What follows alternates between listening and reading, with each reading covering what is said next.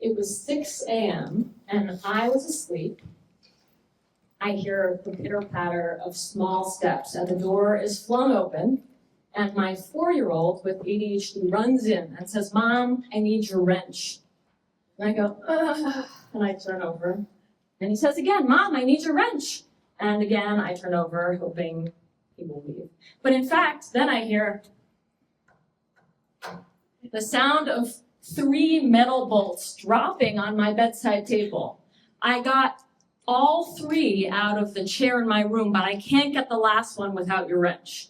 And that morning, when I observed the disassembled chair strewn across the carpet of this room, I was reminded, as I have been so many times since, that I have the privilege of parenting a unique and wonderful person who has taken our family on many unexpected adventures. You can ask me later about the casino business plan. Nobody's taken me up on that yet, but I'm serious.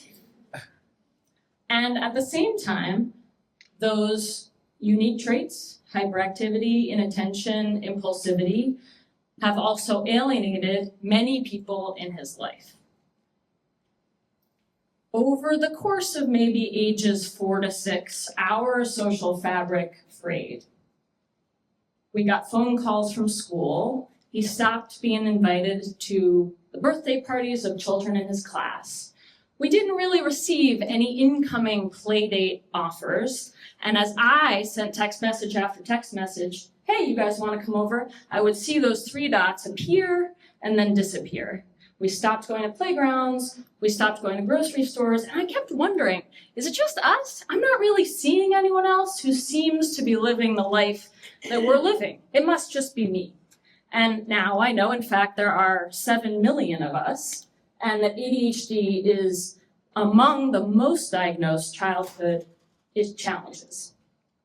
The stakes, as many of you know, are quite high. Children with ADHD experience 3 times greater rate of child abuse than other children.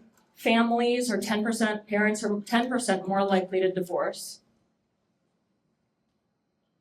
And people with ADHD experience an 8-year reduction in life expectancy, which, just to note, is actually greater than excessive alcohol use, obesity, elevated blood pressure, smoking, air pollution.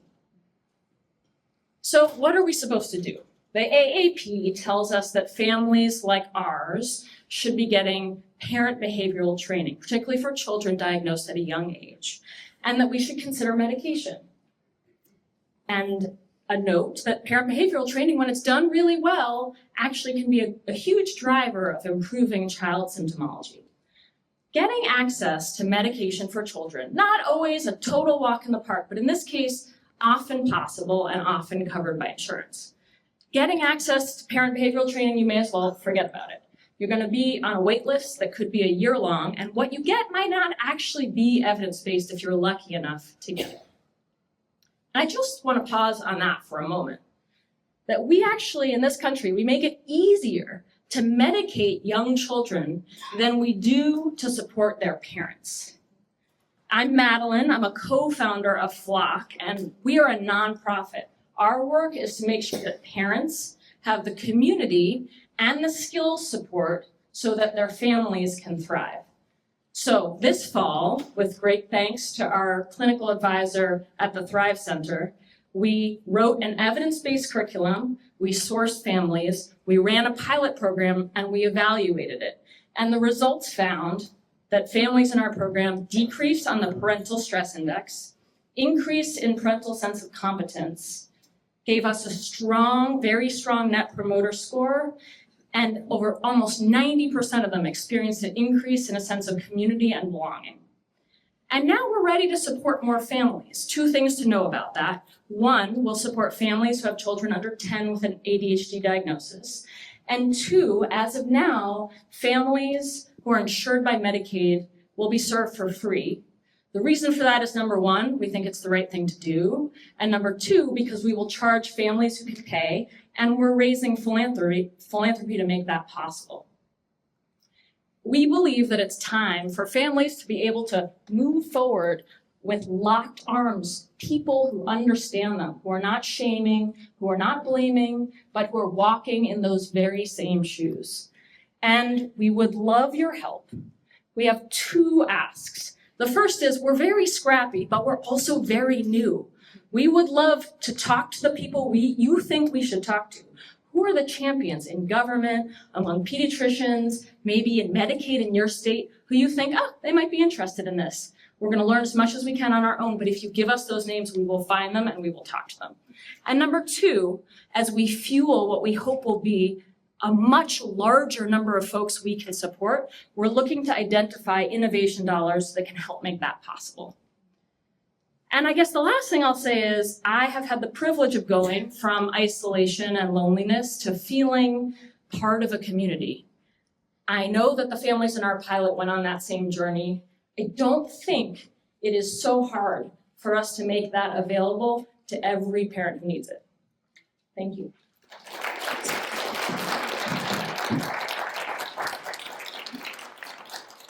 Hi, everybody. My name is Kelly McDermott, and I am part of the Thrive faculty team. I am a clinical social worker by training with specializations in early childhood mental health and trauma.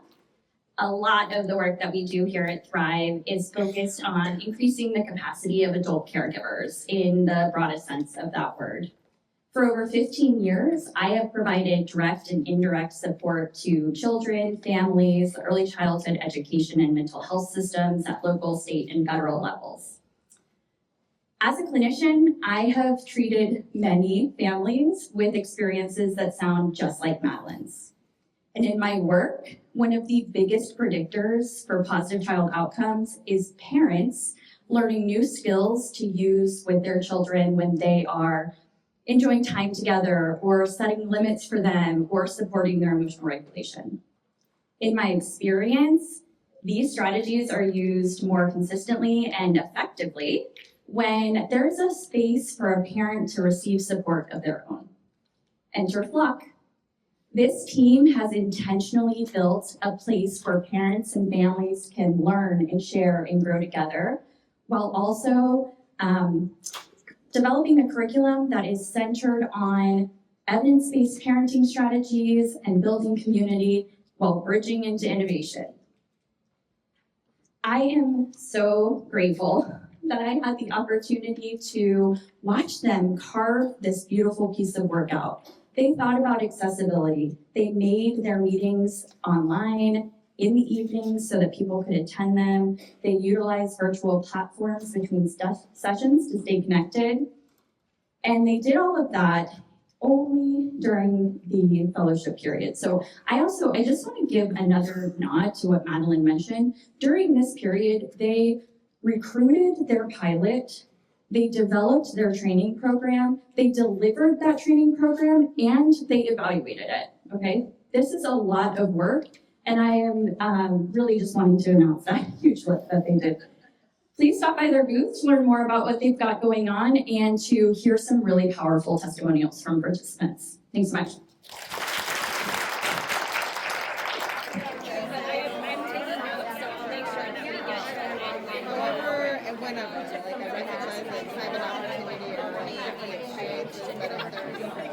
Some ways that I can help strategize. Yeah, I'm sure they would do a backwards somersault to get over.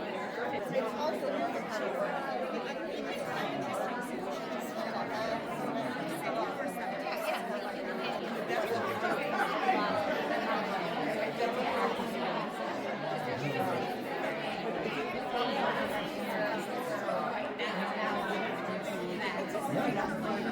the numbers. How many people would? It's not anywhere this one last one, but it really started.